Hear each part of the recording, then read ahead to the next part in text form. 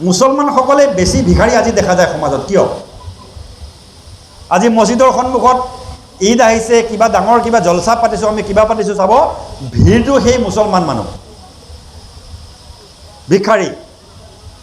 বোলে কাৰোবাৰ কিবাহে হৈছে, কাৰোবাৰ কিবাহে হৈছে, বেছি ভিখাৰী আজি মুছলমান। তাৰ কাৰণটো কি? তাৰ কাৰণটো এটা কাৰণটো হৈছে আমাৰ ইছলাম ধৰ্মত বেছি বেছি দান কৰাৰ কথা কোৱা হৈছে। বেছি বেছি দান কৰিব লাগে আমি, এইটো আমাক দানৰ প্ৰতি আমাক উদগনি দিয়া হৈছে। তুমি দান কৰা, যাৰ প্ৰয়োজন আছে, প্ৰয়োজন থকা জৰুৰত থকা সকলক দান কৰা।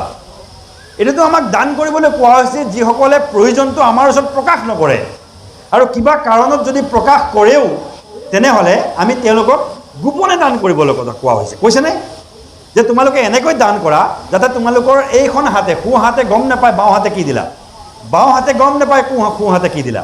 এই দান কৰাৰ প্ৰতি, মানুহক সহায় কৰাৰ প্ৰতি আমাক উদগনি দিয়া হৈছে হাদিছত, আল্লাহ নবী সাল্লাল্লাহু আলাইহি ওয়াসাল্লামে কৈছে।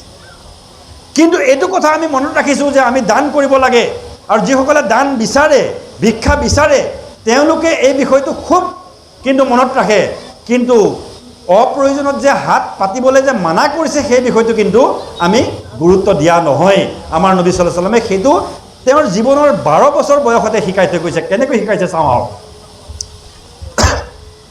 তেখেতৰ বয়স তেতিয়া 12 বছৰ। আবু তালিব তেখেতৰ পৰৱৰিশ কৰি আছে, তেখেতৰ লালন পালন কৰি আছে। তেখেতে চিন্তা কৰিলে যে মোৰতো এতিয়া দাদা নাই, মা নাই, বাবা নাই, আবু তালিব মোৰ চাচা, তেখেতে মোৰ পৰৱৰিশ কৰি আছে, তেখেতে নিজৰ উপাৰ্জনৰ টকা মোৰ তাত খৰচ কৰি আছে, মই কেনেকৈ নিজেই নিজৰ উপাৰ্জনখিনি কৰিব পাৰোঁ। তেতিয়া তেখেতে চাচা আবু তালিবক ক'লে যে চাচাজান, আপুনি যে মোৰ প্ৰতি যিখিনি খৰচ কৰে সেই খৰচখিনি আপুনি আপোনাৰ টকাৰে খৰচ কৰিব নালাগে, আপোনাক মই এটা উপায় দিওঁ। বোলে কি উপায় দিয়া বোপা? ক'লে যে আপুনি যি কুৰাইশ বংশৰ যিবিলাক উট, ঘোঁৰা বা তেওঁলোকৰ ছাগলী আছে, তেওঁলোকৰ যিবিলাক জানোৱাৰ আছে, সেইবিলাক মোক দি দিয়ক, মই চৰাম। মোক দায়িত্ব দিয়ক, মই সেই জংঘলত নি পেলাই, মই সেই পথাৰত নি পেলাই মই চৰাম, আৰু তাৰ পৰা যি পাৰিশ্ৰমিক পাওঁ সেই পাৰিশ্ৰমিকৰে আপুনি ল'ব, আৰু আপুনি তাৰ পৰা মোৰ ওপৰত খৰচ কৰিব। মোৰ কাৰণে আপুনি বুজা হ'ব নালাগে। কি সুন্দৰ নিদৰ্শন জনাবে নবী কৰিম সাল্লাল্লাহু আলাইহি ওয়াসাল্লামে 12 বছৰ বয়সত আমাক দি থৈ গ'ল। কিন্তু এইবিলাক কথা আমাৰ মাজত প্ৰচাৰ হয় জানো? আমাৰ মাজত সেইবিলাক কথা প্ৰচাৰ নহয়। আমি মানুহৰ ওচৰত হাত পাতোঁ, বোলে কিয়? বোলে আল্লাহৰ ৱাস্তে দি দিয়া, আল্লাহ দিবলৈ কৈছে কাৰণে দিয়া। কিন্তু আল্লাহ যে কৈছে তুমি অপ্ৰয়োজনত, প্ৰয়োজন হ'লেও তুমি মানুহৰ ওচৰত হাত নাপাতিবা। লা ইয়াসআলুনা নাসা আনিত তাআফফুফ, যে সেইসকলক তোমালোকে বেছিকৈ দিবা যিসকলে নিজৰ প্ৰয়োজন থাকিলেও নিজৰ লজ্জাৰ কাৰণে, নিজৰ আত্মসন্মানৰ কাৰণে মানুহৰ ওচৰত গৈ হাত নাপাতে, সেইসকলক বিচাৰি বিচাৰি তোমালোকে দান কৰিবা। এইটো কোৰাণত কোৱা কথা, এইটো কোৰাণে কৈছে।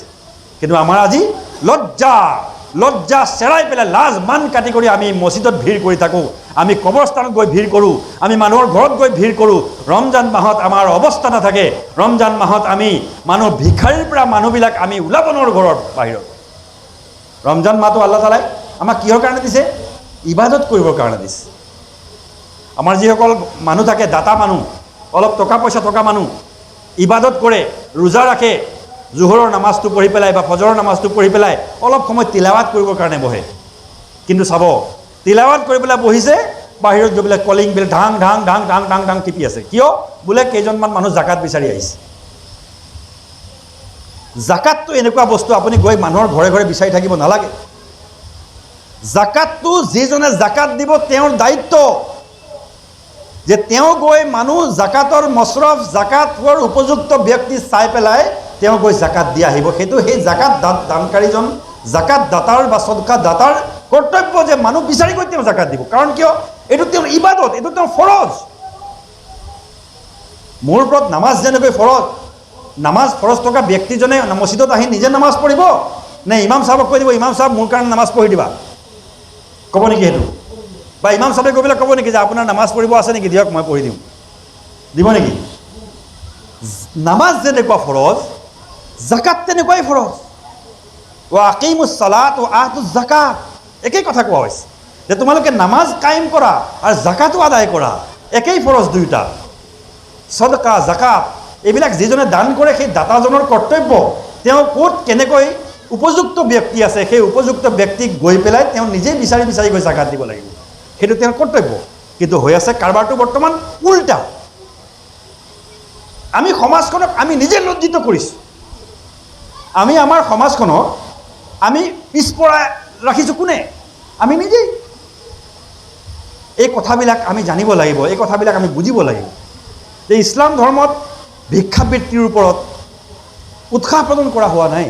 ইছলাম ধৰ্মত দানৰ প্ৰতি উৎসাহ প্ৰদান কৰা হৈছে। দান কৰিব লাগে, জাকাত আদায় কৰিব লাগে, সদকা দান কৰিব লাগে, সদকা দিব লাগে। যিসকল অসহায় মানুহ ঘৰত থাকে, বিধৱা আছে, ঘৰত বহি আছে, তেওঁৰ খাবলৈ নাই, তেওঁৰ ল'ৰা ছোৱালী পঢ়াবলৈ ব্যৱস্থা নাই, তেওঁৰ অভাৱ আছে, তেওঁৰ অসুবিধা পাইছে, সেইখিনিক বিচাৰি বিচাৰি গৈ আমি নিজেই গৈ পেলাই টকা পইচা আদি দান কৰিব লাগে, খোৱা বস্তু গৈ দান কৰিব লাগে। সেইখিনি আমাৰ দায়িত্ব। ইছলামত এইটো কোৱা নাই যে তোমালোকে ঘৰে ঘৰে গৈ পেলাই জাকাত বিচাৰি থাকা, তোমালোকে ঘৰে ঘৰে গৈ পেলাই সদকা বিচাৰি থাকা, তোমালোকে ঘৰে ঘৰে গৈ পেলাই মানুহক দিগদাৰি দি পেলাই তোমালোকে ভিক্ষা কৰি থাকা, এইটো কোৱা হোৱা নাই। সেই নিদৰ্শন জনাবে নবী কৰীম সাল্লাল্লাহু আলাইহি ওয়াসাল্লামে 12 বছৰ বয়সতে আমাক দিছে। তেখেতে কৈছে যে হে মোৰ চাচা, আপুনি মোৰ কাৰণে খৰচ কৰিব নালাগে, মই নিজে স্বাৱলম্বী হৈ পেলাই, মই নিজে ছাগলী চৰাই, মই নিজে উট চৰাই, বকৰি চৰাই পেলাই মই যি পাৰিশ্ৰমিক পাম, সেই পাৰিশ্ৰমিক লৈ পেলাই আপুনি মোৰ ওপৰত খৰচ কৰিব। সুবহানাল্লাহ কওক। কিন্তু এই আদৰ্শ আজি আমাৰ মুছলিম সমাজত নাই। মহতৰম ভাই দোস্ত বুজুৰ্গ, এই আদৰ্শক মহানবী সাল্লাল্লাহু আলাইহি ওয়াসাল্লামক, মহানবী সাল্লাল্লাহু আলাইহি ওয়াসাল্লামৰ এই পবিত্ৰ আদৰ্শক আমি আগুৱাই লৈ যাব লাগিব। আমি আমাৰ সমাজবিলাকত প্ৰতিষ্ঠা কৰিব লাগিব।